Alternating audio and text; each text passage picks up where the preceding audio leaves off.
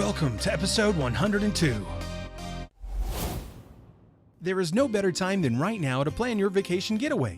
Don't have the time to plan? Use the friendly travel agents at 3D Travel Company by going to our website, www.whodidthatvoice.co, and clicking the Book Now button today on the left-hand side. Hurry and plan your trip today so you can travel away. Welcome to Who Did That Voice, the show where we take an in-depth look at voiceover. And now, here's your host, Trenton Larkin. Hello everyone and welcome back to the show. Today's special guest is a musical composer. Not just any composer, mind you. He's the one who wrote the original Mighty Morphin Power Rangers theme song, Go Go Power Rangers, along with the Power Rangers Zeo theme, Power Rangers Turbo, Power Rangers in Space, and the Power Rangers SPD theme songs, along with other iconic shows such as the Mummies Alive theme song. And let's not forget X-Men the Animated Series. Some of these are the most iconic theme songs of all times. Here's a little mashup of some of the amazing music he's composed.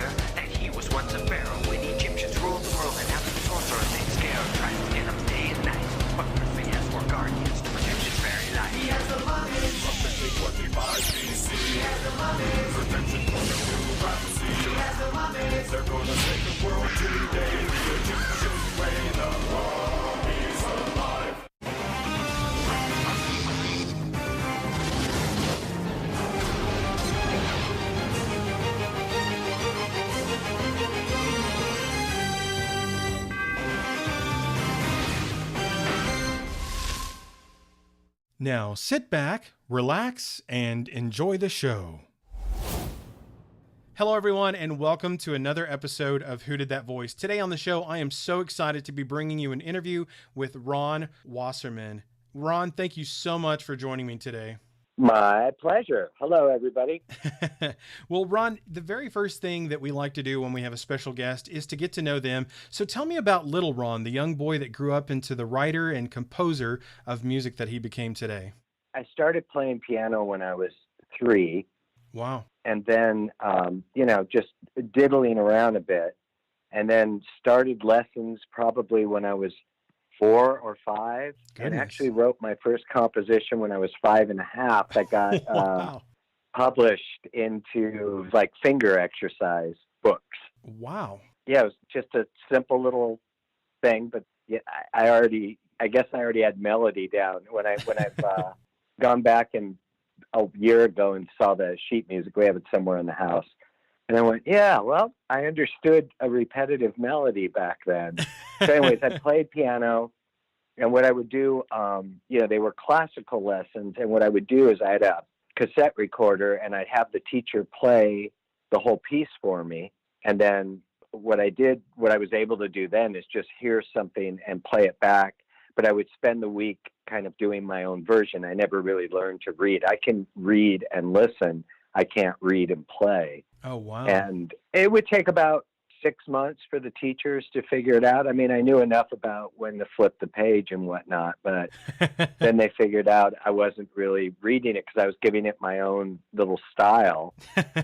And they would ask me to do it their way or leave. And that happened all the way up to college when I was taking music theory, and the instructor asked me outside of the classroom to leave.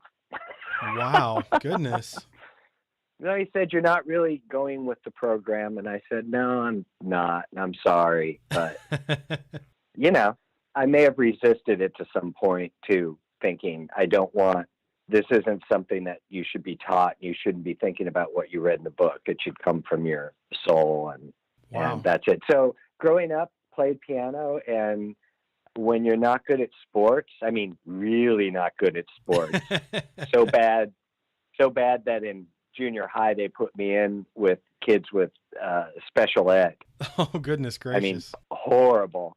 So when you're horrible at all that kind of stuff, and you're not terribly cool in any way, playing piano makes you cool enough with people. So I'm very fortunate that I had that, or who knows how many times I would have got beat up. Goodness gracious. Well, I was a theatrical music kind of guy, singing in choir, doing the shows and stuff in high school. So I understand about the whole not being cool thing. Sports wasn't really my thing either. So yeah, I don't have that gene, and either does my son, and either my wife is even worse than me. So yeah, it's just not in some people. That's it. It's okay. Absolutely.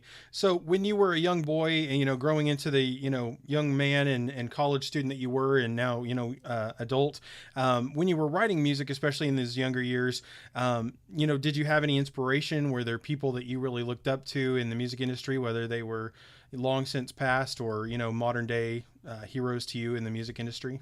Well, I would flip around. One of the things that I always did is just flip around the radio dial. I remember I had like a really good FM radio, and back then they had manual tuners where you had to just slowly turn the knob and you could dial stuff in. Because I had the whole house wired, I had the whole house bugged. Wow. I mean, I've just always recorded everything, but I had big antennas up on the roof, and and then I got a ham radio, and I would listen to stuff down in South America. There were stations playing Brazilian music, but let me go back.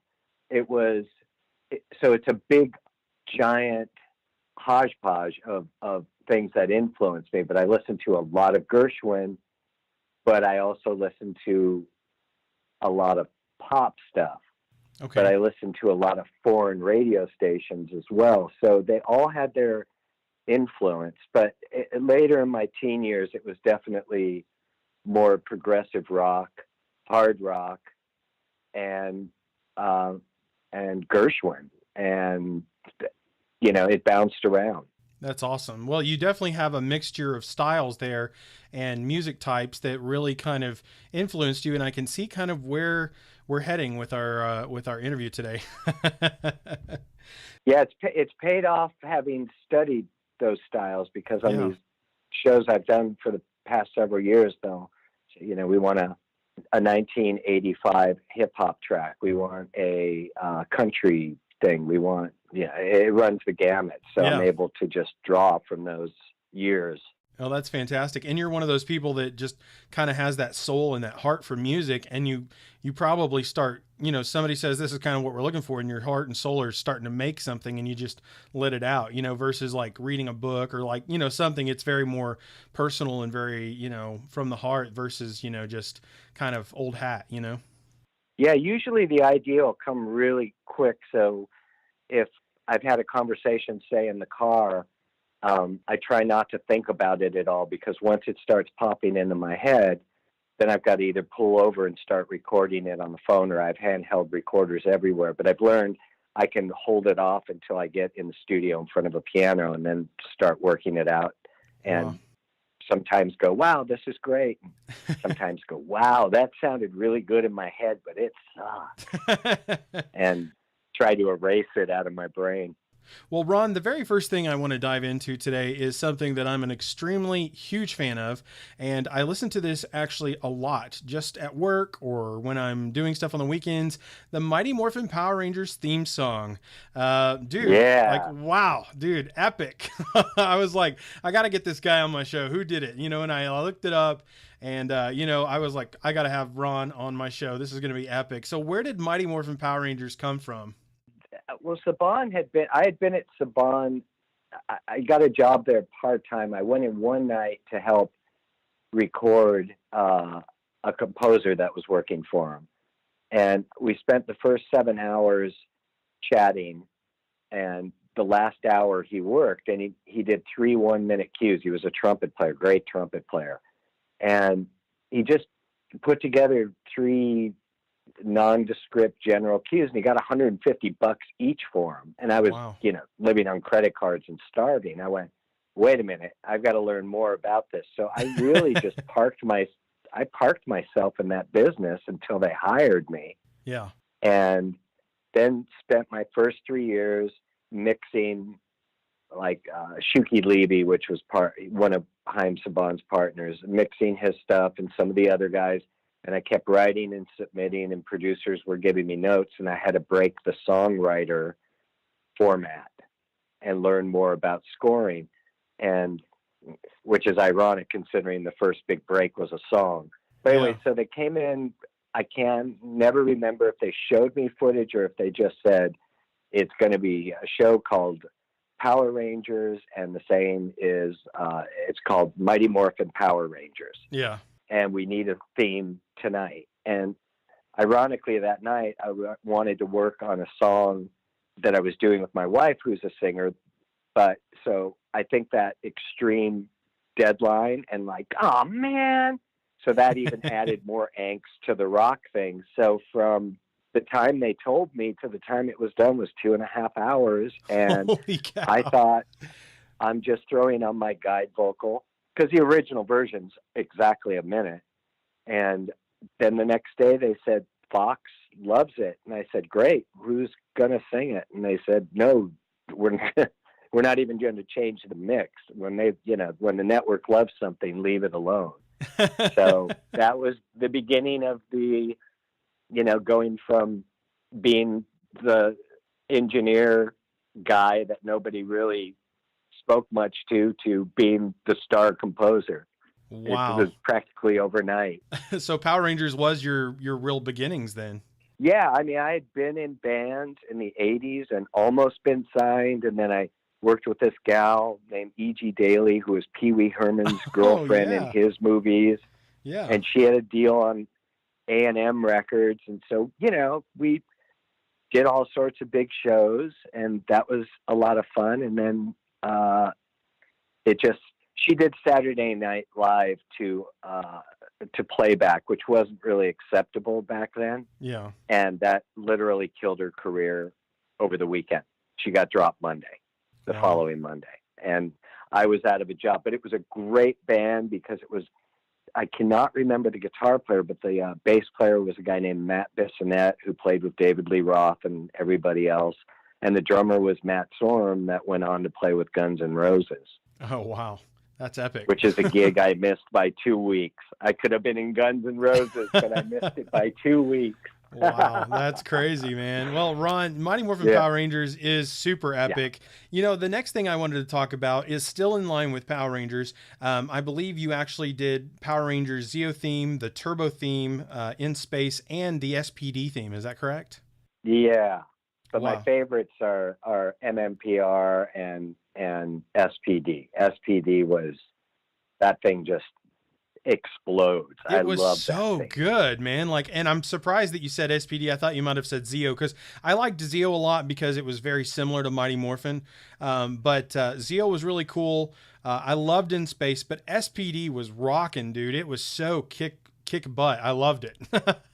Well, that's when just like the first theme, when I did SPD, I think I had 1 or 2 notes from Disney. So because after Power Rangers took off, even though I had complete freedom to score the show and I could do songs until certain rules were put in place, but when a show gets big, then everybody who's got absolutely no musical talent whatsoever gets involved with the music and the writing, and it just starts to kind of go downhill. Okay. So, a theme, of course, well, this theme's got to outdo the first one, but sound like it. And,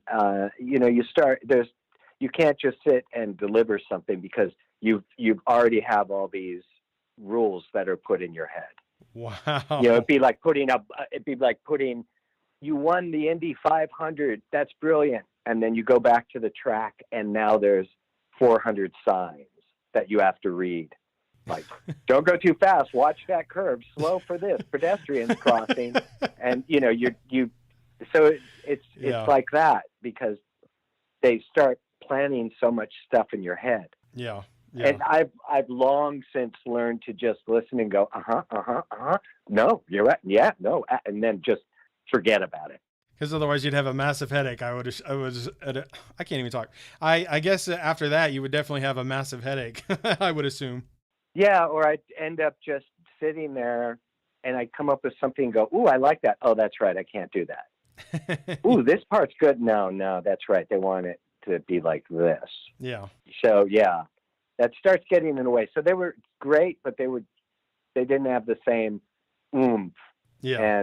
And then SPD, they just said, do you want to submit a theme? That was the only thing. And then afterwards he said, everybody's flipping out. They love it. And I think they said, can you add some sirens or something? I can't quite remember. There's one change. Yeah, it kind of has a siren thing because they're the SPD Police Rangers, which they were really, really cool. That was a really good season that Disney did. The Rangers were good in that. The music was amazing. And now it makes sense because you were involved. But again, they had bought it from Saban and it was not doing well. It had, it always has had its core following, but it wasn't doing well. Then SPD hits, it becomes huge again. And so, boom, they say, wow, now we should do some rap. Yeah. So it's the normal, it's working great. Let's break it. Yeah. They really broke it. Yeah, some of the theme songs after SPD were kind of like, no, I mean, you kind of want to skip over them, but now they've become part of the history of Power Rangers. And so it's kind of sad to see how some things went, but, they've kind of tried to get back to the roots in some of the newer seasons since Saban has bought it back. But even those don't really compare to the original themes. From like Zeo and Mighty Morphin. Well, haven't they? They just keep redoing the old theme with, this one's called Power Rangers Go to Mars. So it's go Power Rangers to Mars, go. They're just. Yeah, it's not really unique songs. It's just kind of rehashing the same thing, like you said, and throwing in whatever words they need to fit it. So it's just they're taking the easy way out and thinking that'll work, and that's not such a good idea when you've had such a well-known original theme. Yeah. Well, I still love the original and listen to it to this day. And, thanks. You're very welcome, Ron. Thank you, because without you, we wouldn't have the, kick butt rock and roll, song we have. When it comes to Mighty Morphin Power Rangers, Ron, didn't you also work on some of the Green Ranger or White Ranger songs as well? Oh yeah. Any song that they would come up with, any color, that's anything. Awesome. The only thing I never liked, and people wanted me to recut when I recut everything in 2012, everyone was wondering why I didn't do what was it, White Ranger Tiger Power? Yeah. And I said, in this day and age, and this is 2012, but I said, in this day and age, just having White and Power in the same line just doesn't sit well with me. Yeah. And because everybody reads into everything now, especially now more than ever. Yeah. And, we'll decode it and go, I know what he meant. He's saying white power. And so, it would become that. But back in the early 90s, they're like, oh, I'm looking at the picture and I see that it's this plastic white tiger thing running above the ground. Yeah. Well, I very love. slowly with somebody spinning the background behind it. Well, I loved the White Ranger theme, but I really loved the Green Ranger theme because you had a Green Ranger one too. I mean, there Yeah. was a lot of awesome stuff that you did with that show, and the music was just epic. But we're gonna dive into a couple of shows. We are now actually celebrating 25 years this 2018 for Mighty Morphin Power Rangers. So I'm so glad we got Ouch. to talk Ow, about that. ow, ow, ow. It's so hard to accept that. Yeah. But yeah. But last year we actually celebrated 20 years of Mummies Alive, which you wrote the theme song to that as well. And that is such an epic theme. I love ancient Egypt. I love history, and I love kind of that, Power Ranger-esque feel to it where the characters transform. Such an epic theme. Where did your concept for that come from, Ron? That one, I remember they sent me, and I probably still have it stored away on a drive somewhere. They'd sent me the breakdown of the story and the pictures of what the characters were going to be. So I just thought, well, I'm going to do something fast because everybody loves fast and I love fast. And I'm going to just try to speak this part out as quickly as I can and then have some sort of whoa sound going somewhere.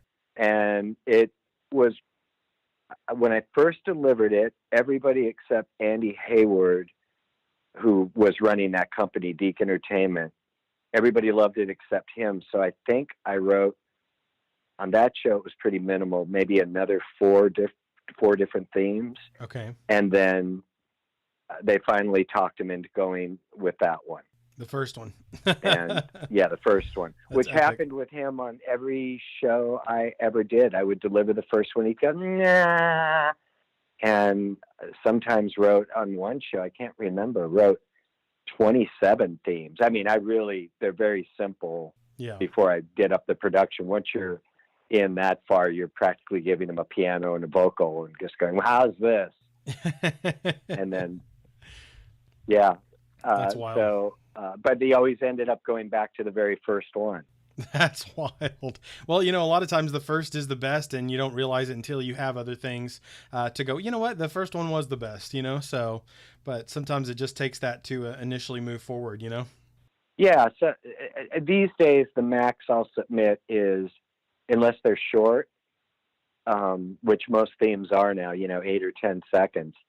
If they're that long, I'll submit 5. Yeah. But if they're any longer than that, and especially if they're going to have vocals, 2 max. And what I'll do is I'll do one that I love and then a wild card so that they just go, no, the other one's much stronger. Yeah. So, yeah.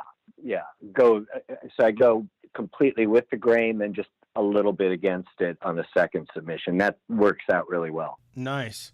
Well, when you're creating the theme songs, you actually create the music, but compose the music, but the people that are singing them or talking on them, those are different people, right? Or is it depends on the theme. Yeah. Okay. It depends on the theme. Like obviously, back again to Saban when I did Sweet Valley High, that's my wife singing. Yeah. Okay. And then Mummies Alive is me. That's you actually singing? Is. Oh. Wow. Oh yeah, that's me. That's epic. And then I can do a bit of voices. I mean, I was Barney Rubble for the Flintstones for a while and some Warner Brothers projects. That's and yeah, awesome. I put my guide vocal on as Barney Rubble, which was really hard. Yeah. I mean, I'm sure most people don't even know who the Flintstones are. It's an old 60s cartoon, but they were doing this thing. And Barney's voice was just really hard to sing. And they auditioned like 100 people to do Barney Rubble, and they said, you sound the most like him. So wow. I'm able to tweak my voice a bit.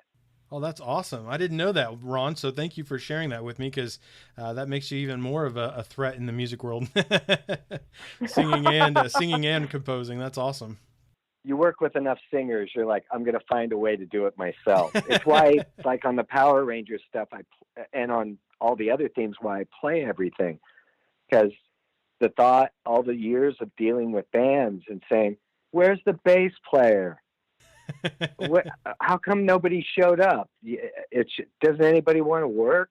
I mean, it's very peculiar. It's a little different now. There's this small network of people I could draw on if I have to. Yeah. But also now there's no time. When it has to be done, it has to be done fast. So I've just learned to do it myself. Well, that, sometimes trusting on yourself and relying on yourself is the best way to know it's going to get done and meet your timetable. I've learned that the hard way. Yeah, But, and you can fix it, because I remember on the Mummies theme, they said, well, we're going with the first one, but you pronounced one name wrong. And I can't remember what it was. I think I called him Scarab. Okay. And it was, what was the real, do you happen to remember? The villain's name is Scarab. Yeah. All right, so I must have said Scarab or something. Oh, look, it was the same thing with Power Rangers. I do remember making one call and going, Morphin, not morphine, right? It's Morphin, because I think they just told me what it was and left, and I just went, wait a minute, is it go? Is it Mighty Morphin, Mighty Morphine? And I said, it can't be morphine. Maybe it is morphine. Mighty Morphin Power Rangers? I mean, it almost sounds logical. It's not, like a bunch of drug addicts. Like, power up! Yeah. Those hidden meanings in music. Yeah, wow. I know.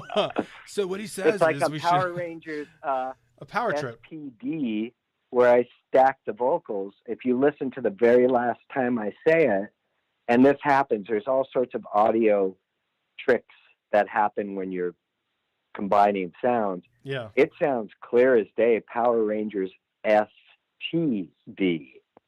Somehow the P got cut, so I accidentally said Power Rangers sexually transmitted diseases in the last one. Oh, wow. Oh, wow.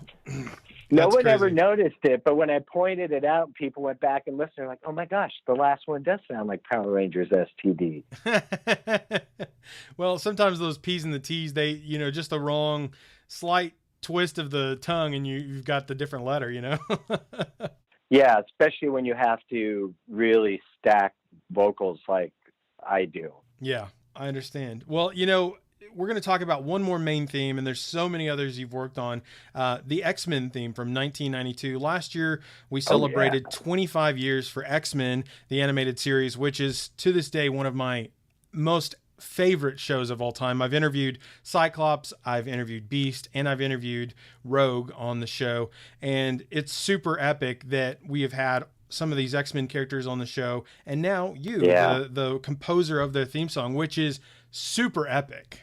Oh, that was a great theme. I was so glad that it didn't have to be another vocal theme, because you think about trying to come up with a clever way to sing something with X-Men, X-Man, X-Men. I mean, it's not a musical phrase. It's like X-Men. It's not. It doesn't roll off the tongue. There's no music to the phrase. Yeah. Because that's what you do when there's a phrase on a show or anything. People say things musically. Like I just went like this, ba ba ba ba ba. But X-Men, it's just so. Anyways, that was a very difficult, lots of notes, way too many tracks, and let's add another sound, and let's add another sound, and I just remember it being just this enormous task. But at the end of the day, it turned out great. I mean, people to this day still talk about that show and that theme song. When you compare or talk about different projects, like different X-Men projects and stuff, that's what my first shows were the X-Men and Spider-Man show that Fox Kids did. And so those were my first real immersions into the world of Marvel. The music is just so inspirational and powerful. And, it's just one heck of a way to start the show off. That's for sure.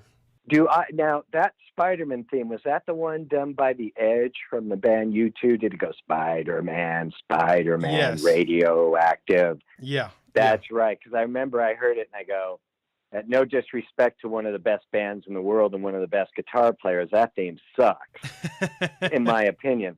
Well, it just doesn't capture it just sounds like it was done quickly. Yeah. kind of That's what rushed. it felt like to me. I'm Yeah, not it didn't necessarily a feel like fan. it had the heart. I'm not necessarily a fan of that theme song. I think, it's okay, but the show It's itself was good. Yeah, it's amazing. The good. show and the cast are amazing on that Oh, the show. show So, was great. yeah. It was absolutely great. I just was just thinking this should just have a lot more movement, and it should have, I don't know, something.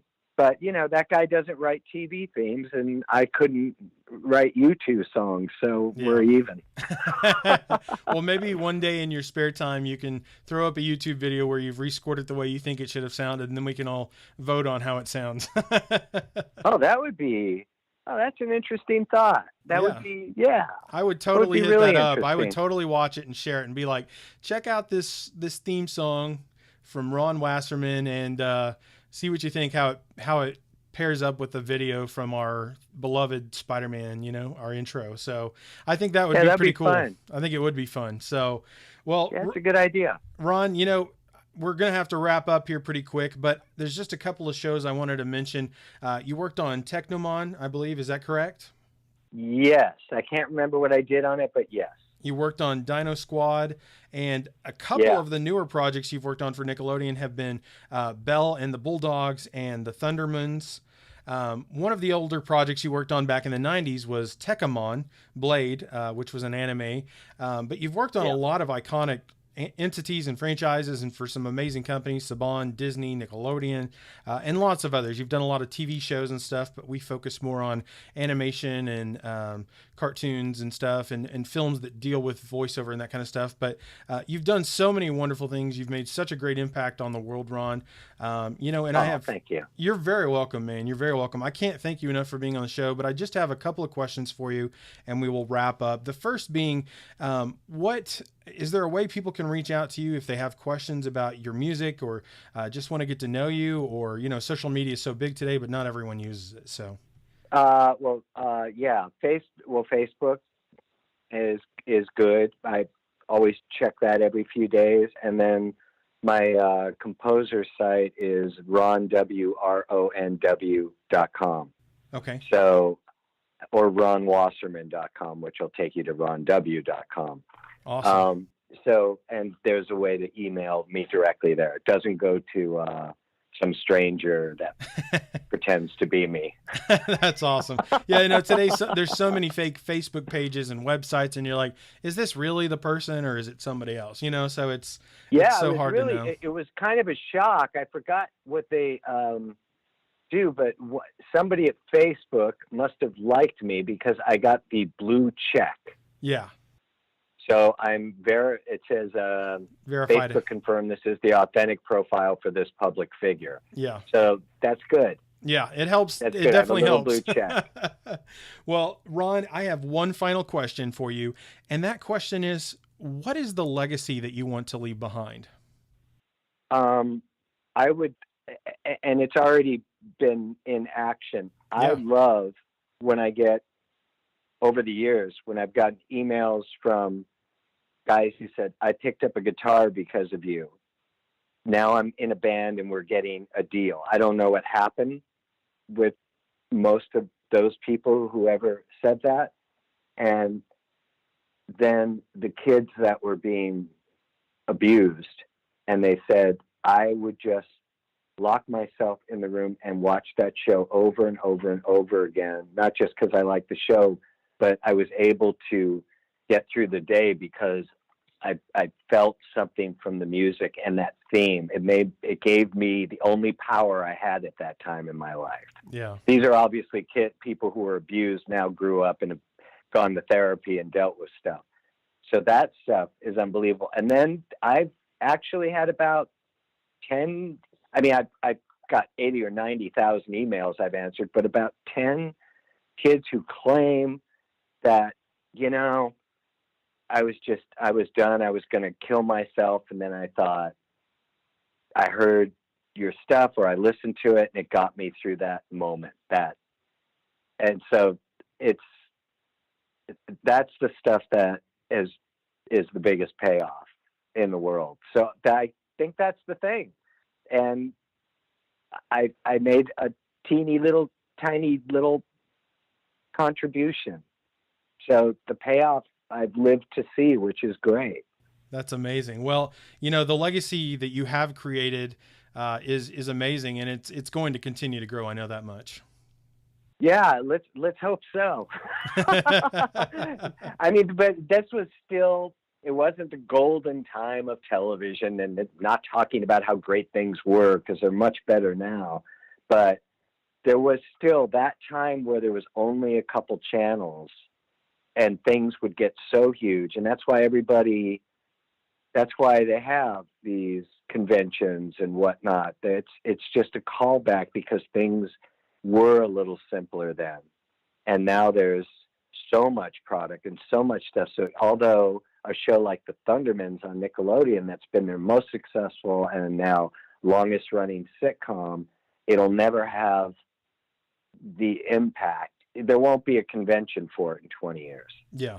Yeah. It's also, everybody has a very short attention span now. Understandably, because we're all bombarded constantly with stuff. Yeah, absolutely. So it's nice to have been part of that time. So I agree with you. There's a good chance it'll go on for another good while. Well, you have to think, Ron, the theme song that you created with Mighty Morphin Power Rangers, above all else, X-Men and Mummies Alive and Mighty Morphin Power Rangers are all super epic to me. And I think comparability wise, you could say Mighty Morphin and X-Men are probably on pretty much the same level. People may not agree with me on that, but Mummies Alive to me is on that same level. And a lot of people I probably would think may or may not think the same, but Mighty Morphin it takes the cake. And like you said, the Thundermans may be good, but they're not going to have a convention in 20 years. You've got to think that the music you wrote for that show was a huge reason why the fandom was so powerful and so strong and survived through it all. And again, realizing that you came back in SPD and really did the revival of Power Rangers through Disney when they owned the entity, that's pretty epic to realize that you spawned it and you respawned it with Mighty Morphin and then SPD. And that's pretty epic for me, Ron. I'm a Power Rangers fan to the core. And, I've had David Fielding Zordon, and I've had Kerrigan Mahan, who voiced, Goldar and one of the Power Rangers on one of the other series. But, without your amazing music, I don't think the show would have been what it is today, and there wouldn't be a convention probably 20 years later.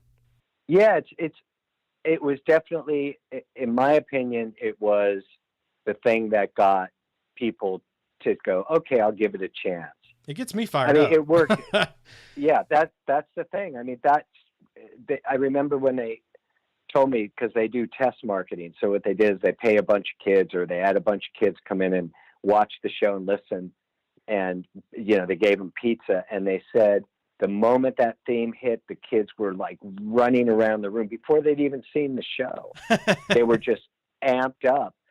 So amped up that during that time, there were, I wasn't being blamed, but the music was being blamed for acts of violence that kids were committing. So then, the edict came down from Tipper Gore, Al Gore, the vice president, to Bill, and I was no longer allowed to use minor chords. So in the last 4 or 5 songs I did, they're in major keys.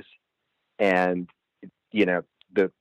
I couldn't say a word like fight or I couldn't do anything about that. Wow. So I didn't realize that. It got that big.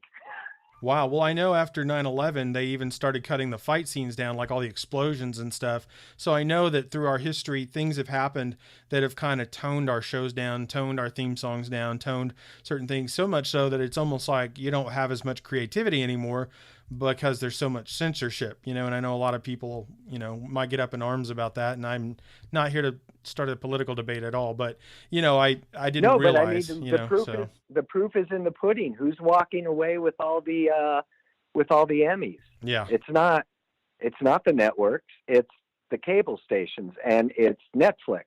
Yeah. Where those rules aren't a problem. Yeah.